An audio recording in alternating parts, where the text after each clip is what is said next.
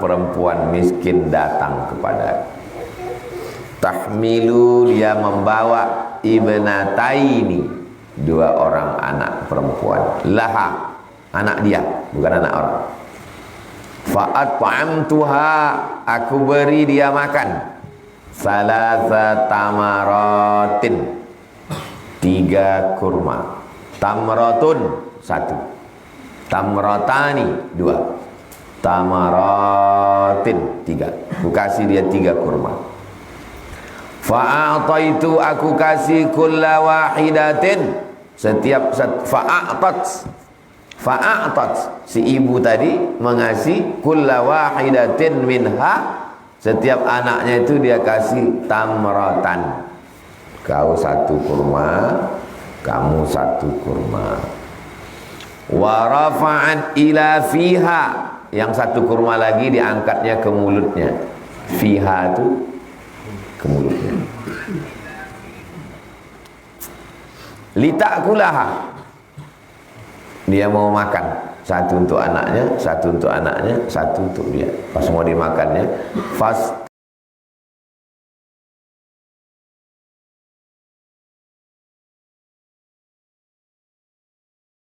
tamat ha ibnata,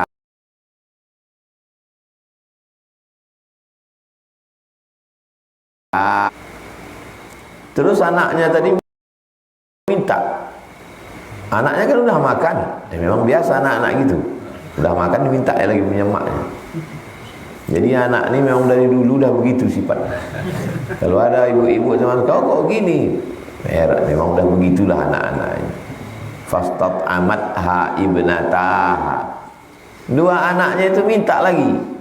Apa yang dilakukan ibu itu? Apa dipukulnya anaknya itu? Kurang ngajar kau gitu dia.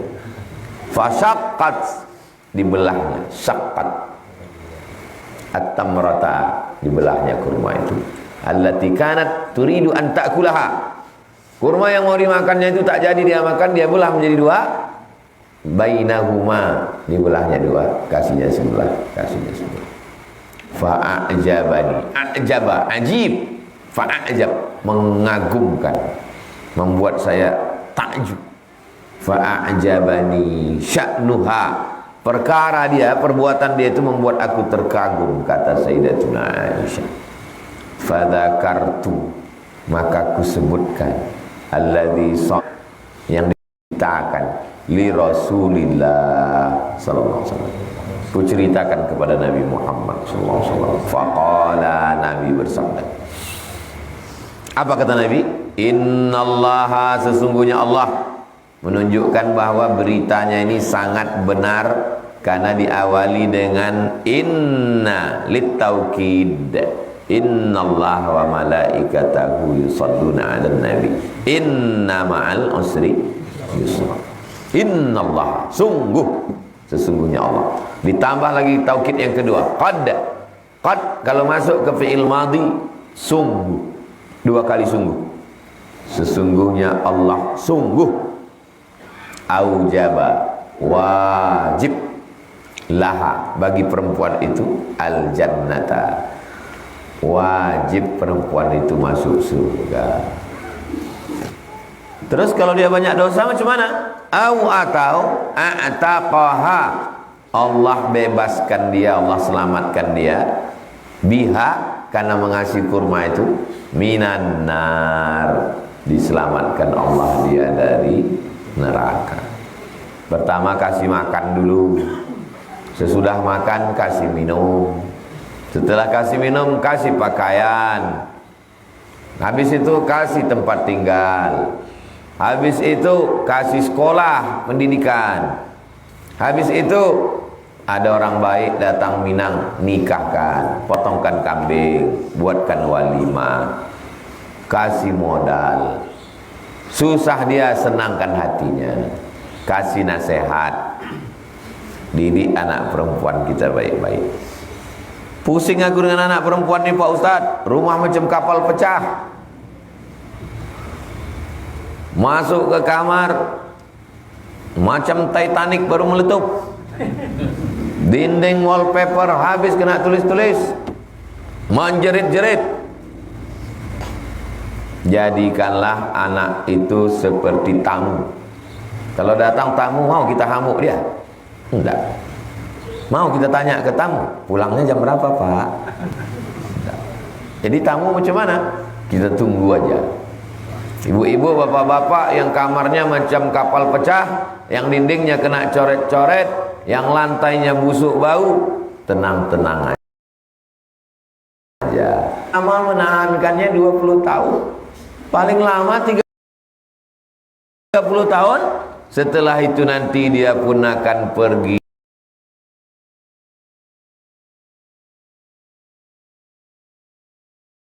dipinang orang. Setelah pergi anak pertama, pergi anak kedua, pergi anak ketiga. Apa kabar ibu sekarang? Balik modal Pak Ustaz. Tinggal berdua lagi kami di rumah. Bapak pun asik pula main gaple. Tinggallah saya sendiri Pak Ustaz. Rindu balik mendengar. Habis itu apalah kata ibu-ibu yang udah tinggal sendirian? Biarlah anakku itu menjerit-jerit Pak Ustaz, biarlah macam kapal pecah Pak Ustaz, biarlah lantai kotor, biarlah semua dinding itu ditulisnya. Dulu katanya risau, sekarang rindu pula. Memang begitulah sifat manusia. Tak ada anak, doa siang malam minta anak. Ada anak, biarlah kalian mati semua. Makanya ini tamu. Jagalah tamu ini dengan baik, kasih makan, kasih minum, sampai masanya nanti dia pergi dipinang anak-anak muda yang soleh-solehah. Sabar bapak menjaga anak perempuan ini, sabar ibu menjaga anak perempuan. Tak sama menjaga anak perempuan sama anak laki-laki. Saya dikirim beberapa video tentang anak perempuan ini, rupanya dari kecil udah merajuk. Dijaga pula anaknya, bini pula merajuk. Jadi kalau ada kalian laki-laki punya anak perempuan merajuk, dapat juga bini perempuan merajuk, memang surga lah tempat kalian. Memang layaklah kalian dapat surga. Begitulah Allah Ta'ala. Tak bisa saya jelaskan karena saya tak punya anak perempuan. Jadi kalau dia amalnya banyak, aujaba laha bihal jannah, wajib dia masuk surga. Seandainya dia tak banyak amal, banyak dosa, a'taqaha biha minan nar, diselamatkan Allah Ta'ala dia dari api neraka, diampunkan Allah segala silap salahnya, didik besarkan anak perempuan dengan baik. Jangan jadikan anak perempuan sebagai babu. Semua anak perempuan mencuci anak perempuan, mengepel anak perempuan, melayani tamu anak perempuan. Anak laki-laki si duit dikasih sekolah tinggi-tinggi. Anak laki-laki S1, S2, S3. Anak perempuan sah kalau tamat-tamat SMA nanti mencuci juga. Anak perempuan sekolahkan tinggi-tinggi. Tapi anak perempuan juga mesti diajar cara mencuci, cara menggosok, melayani tamu. Kenapa? Karena walaupun dia nanti jadi profesor, jadi guru besar, jadi pejabat, jadi apapun, di rumah dia tetap ibu rumah tangga. Nanti kau kalau ada tamu mengkacau teh manisnya, ditekan sendoknya itu ke bawah. Nah, ditekan ke bawah supaya apa? Supaya tak berbunyi. Jangan sampai orang di dunia kelentang, malu kita. Kalau mencuci gelas, dicuci semua pakai sabun. Nah, begini kan. Nah, baru dibawa. Jangan sampai tamu minum bau kepala ikan salai. Jangan sampai tamu minum bau. Begitu mak saya mengajar saya. Padahal saya anak laki-laki. Dari mulai mengkacau teh pun dia aja. Jangan tuntang-tuntang, malu awak. Dicium dulu, jangan sampai bau sabun. Laki-laki itu begitu mengajar anak laki-laki. Kalau baju tu putih, nampak ketiak kuning, nampak kerah hitam, digosok pakai sabun telepon. Diletakkan di panas jam 9 pagi, agak setengah jam, jangan sampai kering. Sesudah itu baru dikucak pakai. Jangan kau pakai pemutih, lapuk dia. Habis memandi, anduk jangan diletakkan di atas tempat tidur, dijemurkan. Kalau ibu didik anak laki-laki baik, mudah bininya menjaga dia. Kalau ibu didik anak laki-laki ibu baik, senang bininya. Kalau ibu biarkan anak laki-laki ibu kurang ajar, ibu susah, bininya lebih susah lagi. Kalau ada di antara ibu yang susah menjaga laki ibu, berarti mertua ibu dulu kurang mengajarnya. Tapi jangan balik dari sini ibu hamuk mertua. Gara-gara kau lah aku susah menjaga anak kau ini.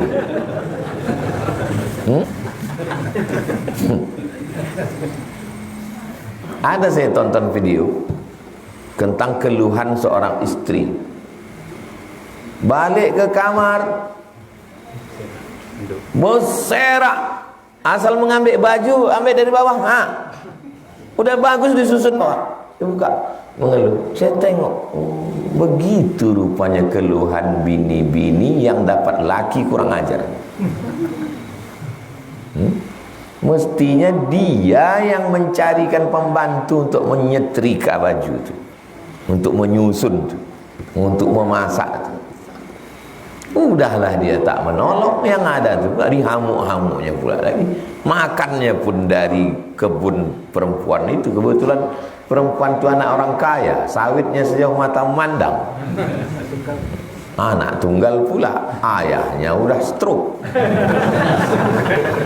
Diazabnya juga lagi anak perempuan. Nasib kalian lah, dapat laki hantu. Rawahu Muslimun. Hadis ini ada dalam Sahih Muslim saja, tak ada dalam Sahih Bukhari. Tengok cara Imam Nawawi menyusun. Yang paling kuat dulu Sahih Bukhari, Sahih Muslim. Di bawah baru Sahih Muslim.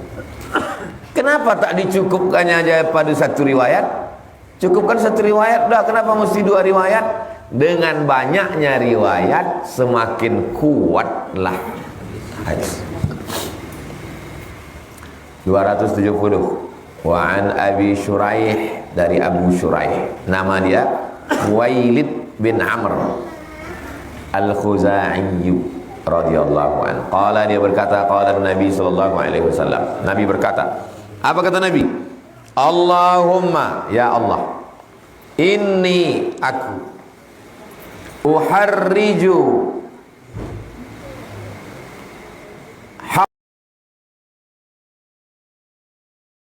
qad-dha'ifain. Aku, kata Nabi,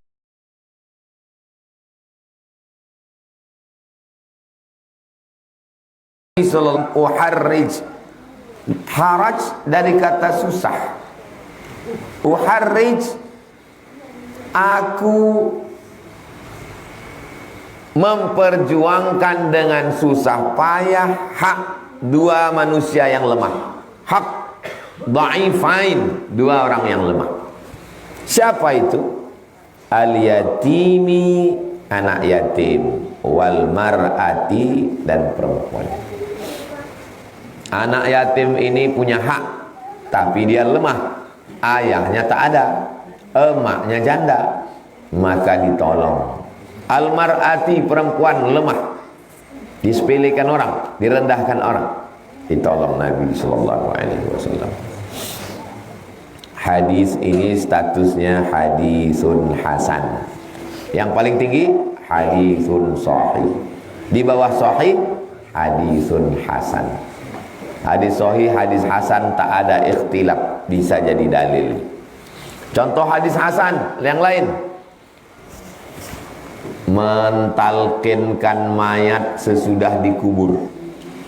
Sesudah digali tanah, masuk ke liang lahat, ditimbun, ditalkinkan. Ya fulan bin fulan, kalau datang kepadamu dua malaikat mungkar nakir bertanya marrabbuka, katakan Tuhanku Allah. Itu hadisnya hadisun hasan. Hadis tentang salat sunat isyraq 2 rakaat, hadisun hasan. Hadis tentang mengazankan bayi baru lahir, hadis hasan. Apa bedanya sama hadis sahih? Hadis sahih cukup 5 syarat. Pertama, sanadnya bersambung. Kedua, periwayatnya adil. Ketiga, periwayatnya dhabit, kuat ingatan. Keempat, tidak bertentangan riwayat ini dengan hadis yang lain yang sahih juga. Kelima, tidak ada illat, sebab kecil yang merusak kesahihannya. 5 syarat, hadisnya sahih. Cukup 4 syarat, kurang 1. Kurang pada dhabit, kekuatan hafalan. Periwayatnya hafal 100. Pas disuruh ulang, tinggal 1. Hadisnya dhaif. Periwayat ini hafal 100. Pas disuruh ulang, hilang 25. Hadisnya hasan. Begitu kata guru kami dulu di Al-Azhar, Syekh Basyuni, Mustafa Basyuni Al-Qumi, kalau hafalnya 100, hilang 25, hadisnya hasan. Kalau hafalnya 100, hilang 50, hadisnya dhaif. Cukup 5 syarat. Sanadnya bersambung, riwayatnya adil, riwayatnya dhabit, tidak bertentangan dengan riwayat yang siqah terpercaya, tidak ada illat, cuman kurang dhabit. Khiffatut dhab, kurang kuat ingatannya. Kalau dihafalnya 100, hilang 102. Itu namanya pikun. Riwayat yang pikun, tengok kapan dia pikun. Kalau dia pikunnya setelah tua, maka riwayatnya waktu dia meriwayatkan masih muda, riwayatnya sahih. Tapi kalau meriwayatkan setelah dia tua, riwayatnya dhaif. Itu maka hadis itu rawi ikhtalata, si fulan ini pikun. Kapan dia meriwayatkan hadis itu? Karena tak mungkin lahir langsung pikun. Dia meriwayatkannya waktu masih muda. Berarti hadisnya sahih. Sedetil itu periwayatan hadis. Wa ma'ana uharriju, arti uharrij, ulhiqul haraj, saya menempelkan al-ismu, dosa, biman dayya'a haqqahu, siapa yang menyia-nyiakan hak anak yatim dan hak perempuan, maka ku tempelkan dosa bagi siapa saja yang menyepelekan, merendahkan, menghinakan, menyia-nyiakan anak yatim dan perempuan. Wa uhadziru, aku peringatkan, hazar, peringatkan. Lampu hazar, lampu peringatan. Wa uhadziru, aku peringatkan, min dzalika, tahdziran bali, peringatan yang bali, sangat. Wa azjuru, dan aku menegur, aku tegur, anhu, jangan melakukan perbuatan itu, zajran, teguran, akidan, teguran yang sangat kuat.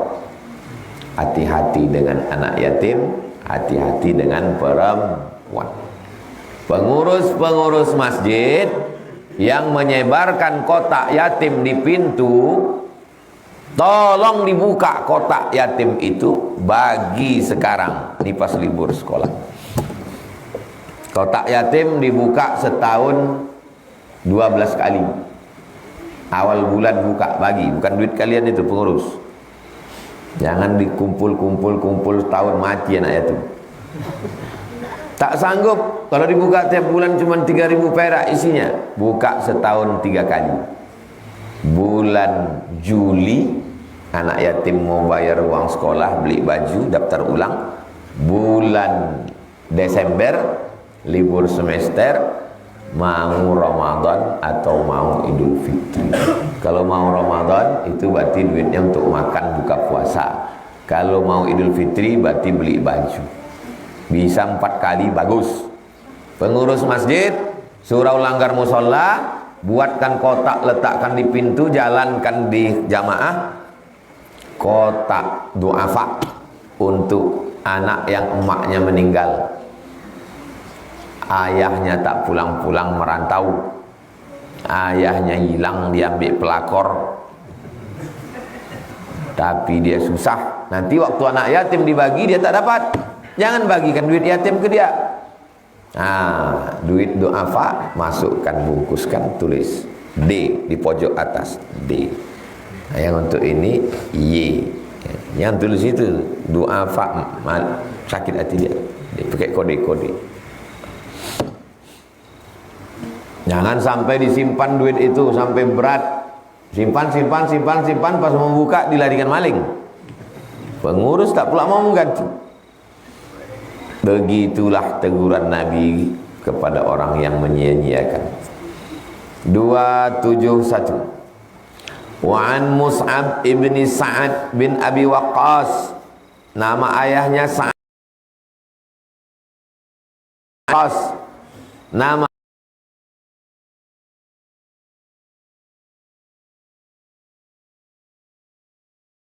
anaknya Mus'ab. Allah meridai keduanya. Qala, dia berkata, Ra'a Sa'dun, Sa'ad melihat anna lahu fadlan, bahwa anaknya ini punya kelebihan, ala man dunahu, terhadap orang lain.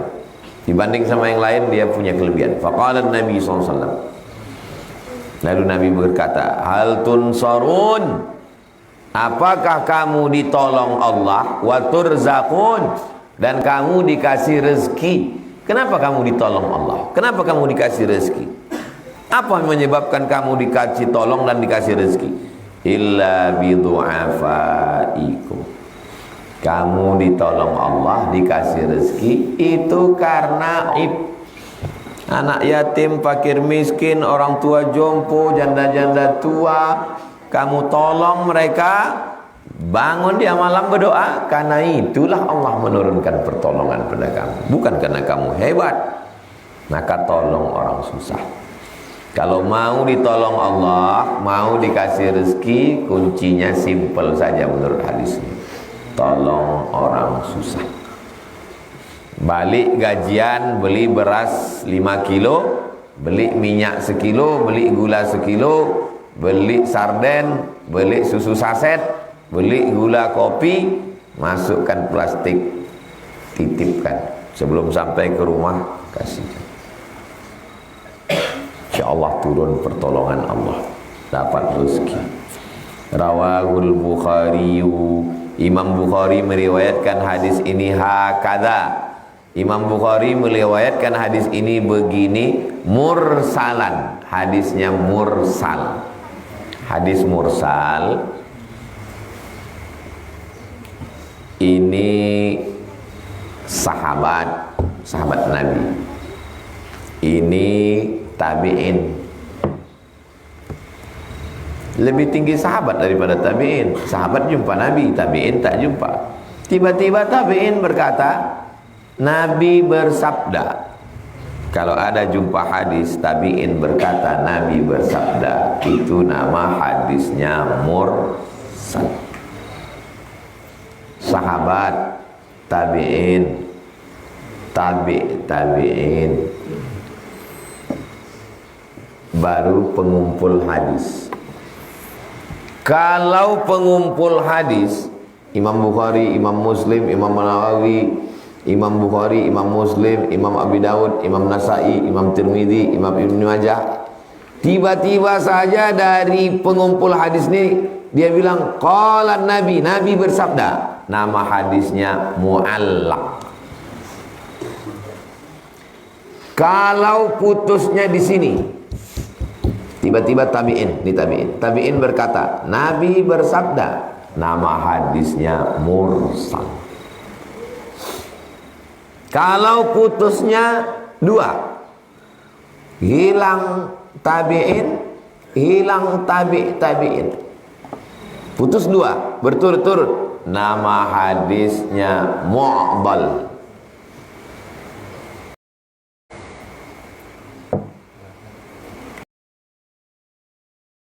Tidak di sini, putus di tengah satu, nama hadisnya munqati. Kalau hilang sahabat, mursal. Putusnya dari penyusun kitab, mu'allaq. Kalau hilang dua berturut-turut, mu'dal. Tidak dua, tidak di pangkal, tidak di ujung, hilang di tengah, munqati.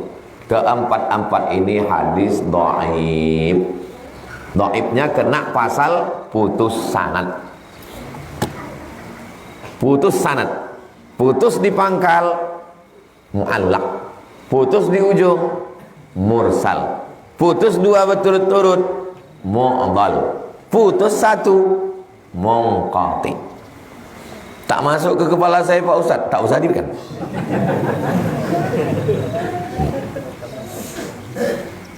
Anggap sebagai pengetahuan saja.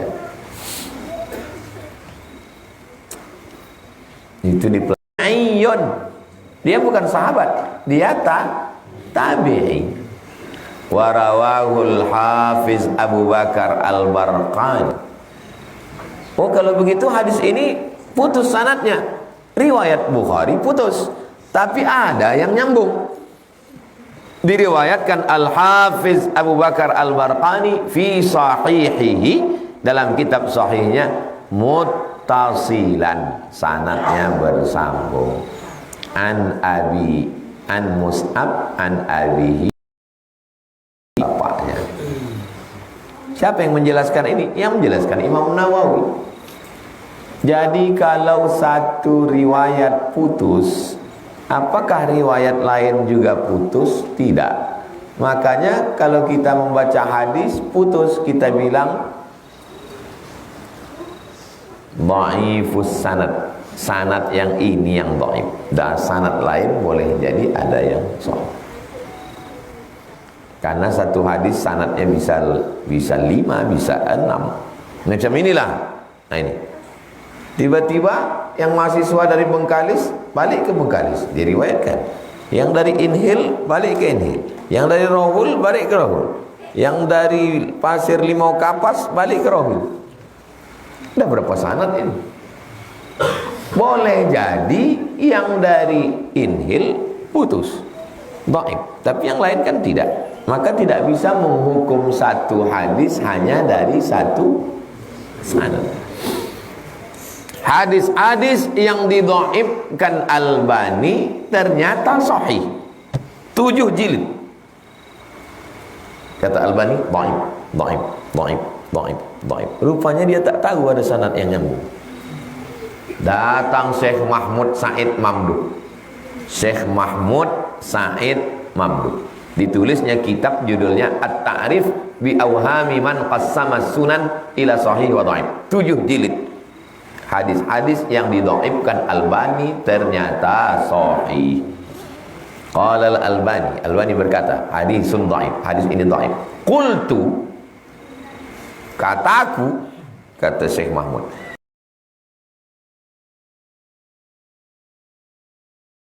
ada riwayat ini, ada riwayat ini, ada riwayat.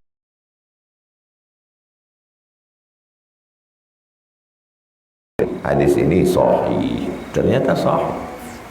Jadi tak bisa mengambil satu hukum dari satu orang, dari satu sanad karena sanad hadis banyak. Terakhir 272, wa an Abi Darda, nama dia Uwaimar. Abu Darda bukan nama. Ada Pak Ustadz kawan saya namanya Abu Darda. Nah, memang nama dia, begitu di paspor, begitu di KTP, begitu di KK. Memang nama dia Abu Darda. Tapi yang ini sahabat Nabi, namanya Uwaimir. Uwaimir. Nama panggilan dia Abu Darda. Qala, dia berkata, sami'tu Rasulullah sallallahu alaihi wasallam yaqul, aku dengar Nabi bersabda. Apa kata Nabi? Ibghuni ad-du'afa. Ibghuni ad-du'afa. Ibghuni artinya dekatkan kepadaku orang lemah. Dekatkan kepadaku orang-orang lemah. Kenapa? Cari orang lemah, cari anak yatim, cari fakir miskin, cari du'afa, dekatkan padaku. Kenapa? Fa innama tunsarun, karena kamu ditolong Allah, wa turzaqun, dikasih rezeki, bidu'afaikum, karena orang lemah-lemah itulah kamu ditolong. Kalau mau ditolong Allah, cari anak yatim, fakir miskin, orang lemah, du'afa, kasih makan, kasih minum, kasih pakaian, bayarkan sekolahnya, insya Allah datang pertolongan Allah. Percaya apa tak percaya? Terserah, yang tak percaya nggak apa-apa. Saya udah nyoba. Insya Allah turun pertolongan Allah, dibukakan Allah pintu-pintu rezeki. Rawahu Abu Daud. Hadis ini diriwayatkan oleh Imam Abu Daud bi isnadin, sanadnya jayyid. Sahih. Dhaif. Jayyid ini di mana pula? Ada sahih, ada antara sahih dan dhaif hasan. Antara hasan dan sahih jayyid. Di bawah sahih, di atas hasan. Pusing kepala aku belajar ulumul hadis nih Pak Ustaz. Pelajaran yang jelimut, ribet, banyak istilah ilmu hadis. Maka jarang orang suka. Tapi bagi saya menarik karena dia detail. Yang suka detail-detail ambil jurusan ilmu hadis. Rawahu Abu Daud bi isnadin jayyid. Itulah kaji kita subuh ini. Pertemuan akan datang bab 34, babul wasiyah bin nisa, wasiat untuk perempuan. Kita jawab beberapa pertanyaan terkait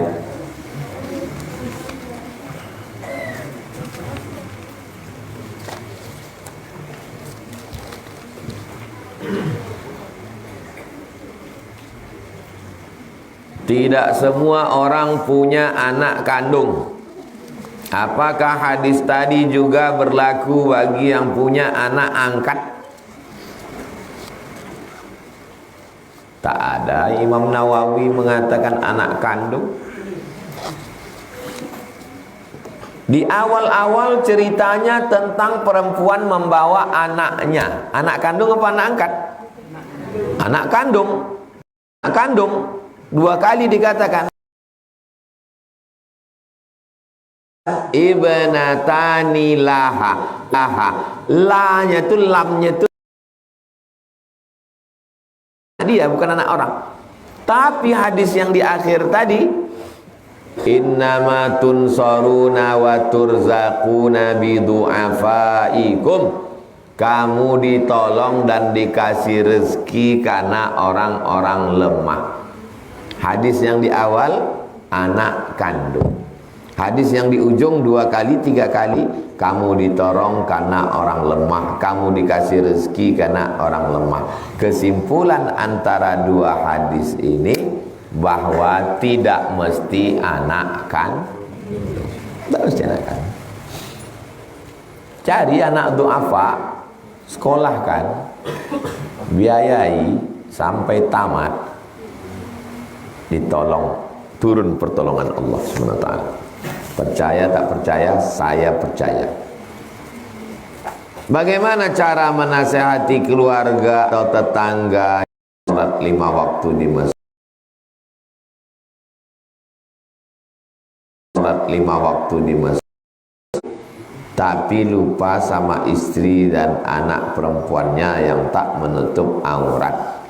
Wahai bapak-bapak yang rajin ke masjid, bini kalian tak bertudung, anak kalian pacaran, sebelah kaki kalian udah masuk neraka, Pak. Ada bagikan ke dia. Kalian bercakap payah. Payah bercakap ini. Biar saya aja. Berat bercakap. Nah, nanti potongkan, kasihkan ke dia. Kirimkan ke grup-grup bapak itu. Bapak-bapak yang sangat peduli pada sholat berjamaah ke masjid, balik kalian ke rumah, kumpulkan anak bini kalian, bilang ke bini kalian, jangan kau keluar rumah tak bertudung. Jangan kau kasih anak kita di malam tahun baru, malam liburan. Jangan dibiarkan dia bawa motor jalan ke sana kemari. Dia akan dituntut di hadapan Allah SWT. Ini kalau ke masjid bukan main lagi. Mau nengok sop orang kurang rapat. Rapat kan sop, rapat. Tidak ada orang model begini. Maka dia mesti dikasih tahu.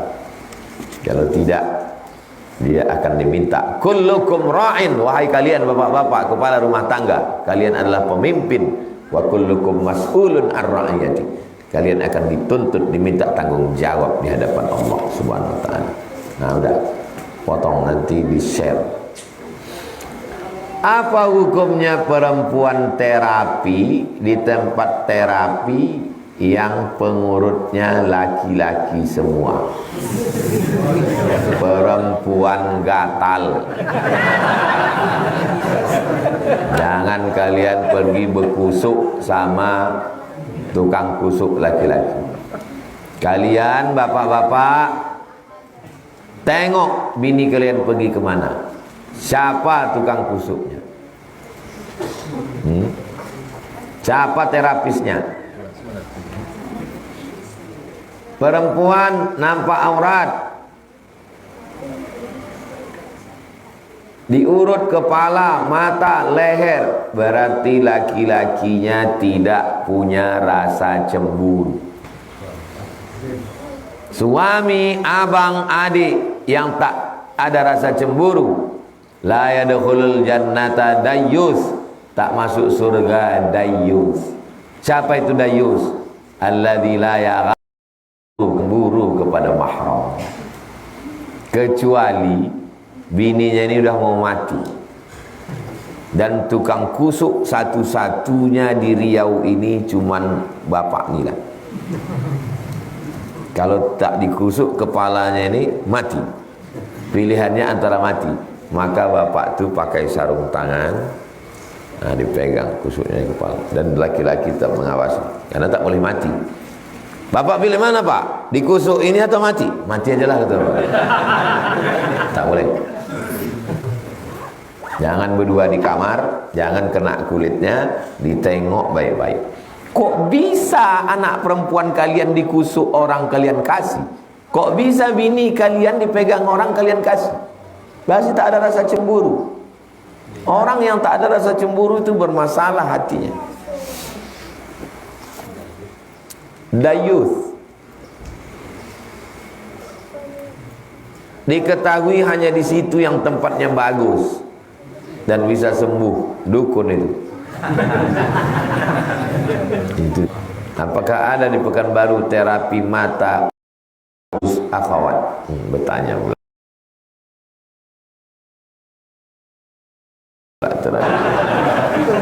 Kasih grup, carikan di grup terapi, kasihkan alamat-alamat terapi.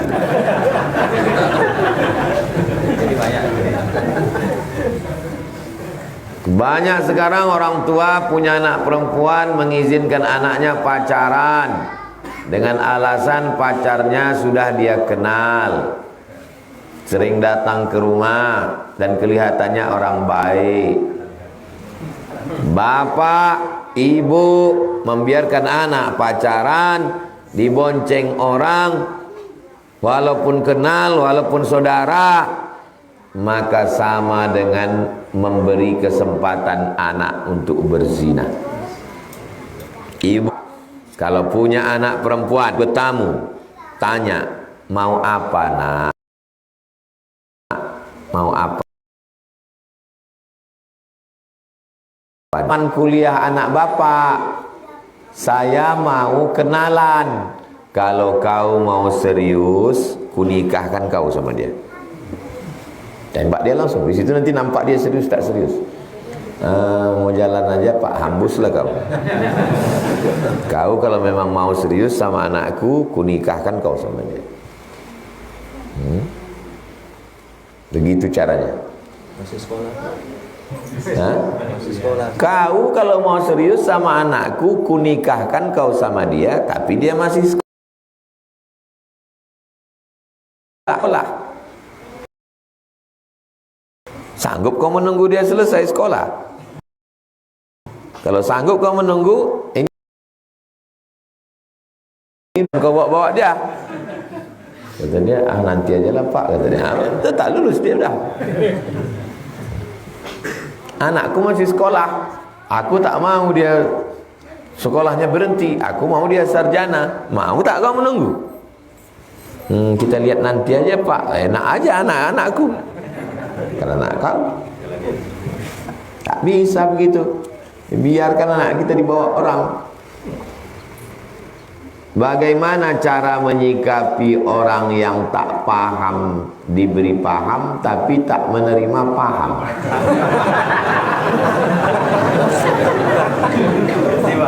Dia tak paham, mau dikasih paham tapi dia tak mau menerima paham. Orang begini, ini namanya kalau bodoh tak terajar, pintar tak terikut. Kita ni hidup ni dua aja. Kalau pandai diikut, kalau bodoh diajar. Kalau pintar tak terikut, bodoh tak terajar, tinggalkan. Ini orang tak betul. Saya kalau ada yang bertanya, saya jawab. Tapi kalau nyinyir, kita jawab sekali dah cukup. Orang nyinyir tak perlu. Kalau kita teruskan sama orang nyinyir, dua kemungkinan. Kalau enggak, awak gilo, jo gilo.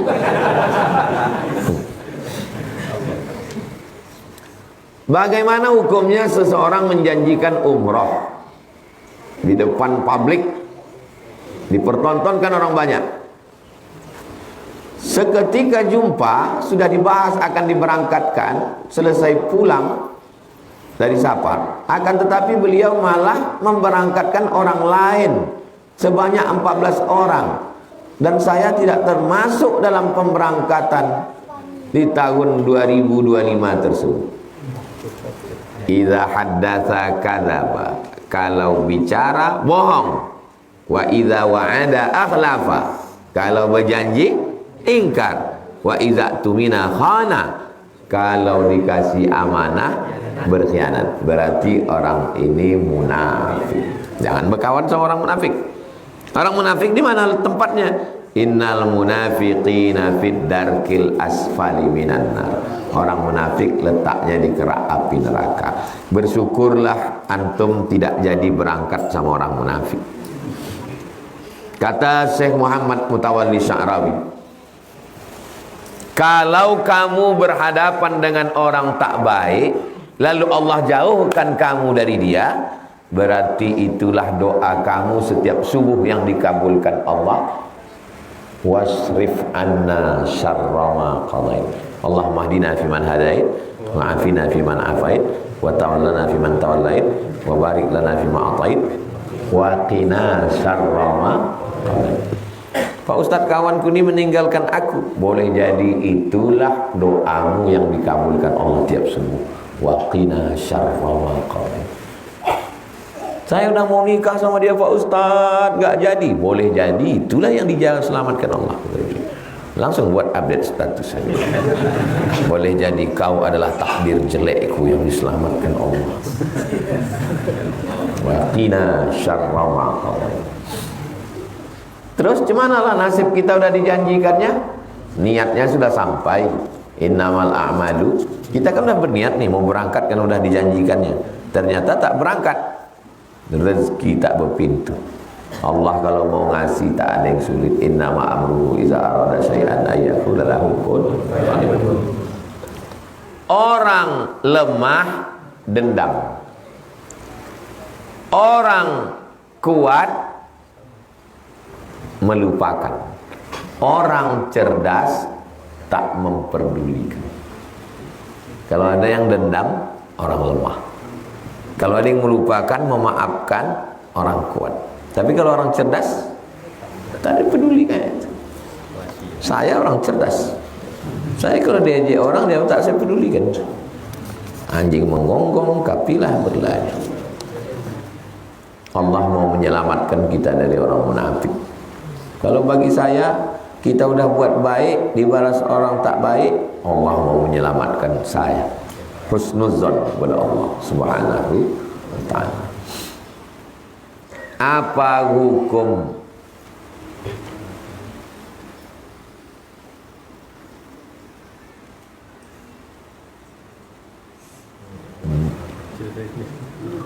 Apa hukum seorang muslim mengucapkan selamat Natal? Udah hari ini.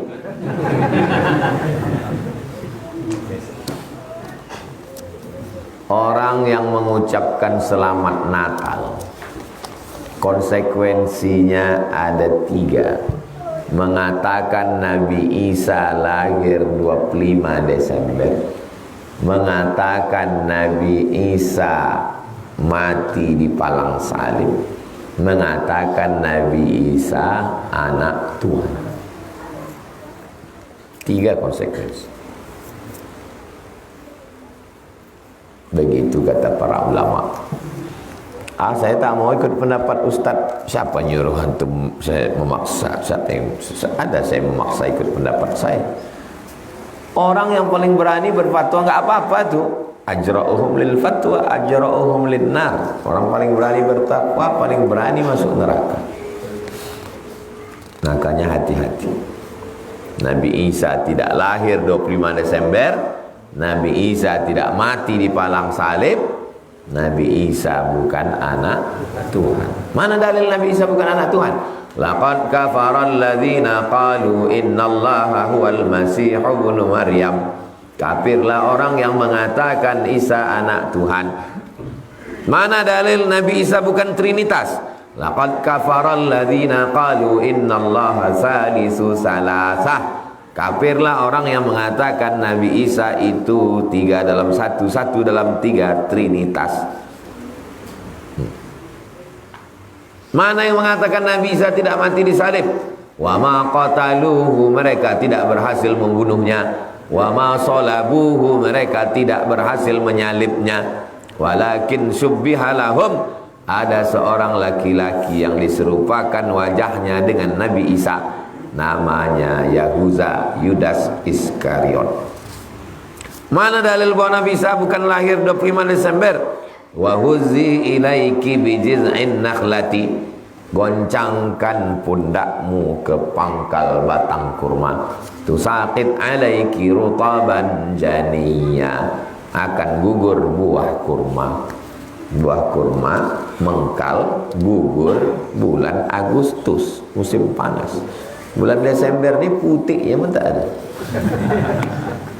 Dalil yang kedua, Nabi Isa lahir ketika bintang sedang terang. Ini bulan 12 ini, tengoklah ke atas, salju gelap, mana nampak bintang.